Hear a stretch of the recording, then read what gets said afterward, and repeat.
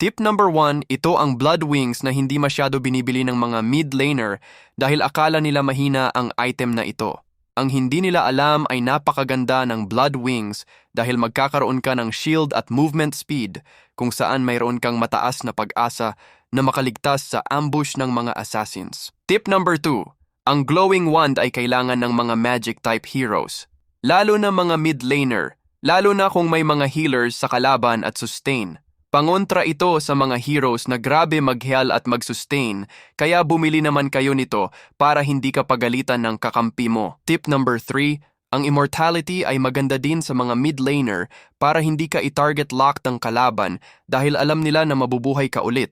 Madami nagsasabi na wag daw bumili ng defense items ang mga damage dealer dahil kakapusin sa damage. Ang masasabi ko lang diyan, baliwala ang napakataas na damage mo kung lagi ka naman pinipitas ng kalaban dahil napakalambot mo.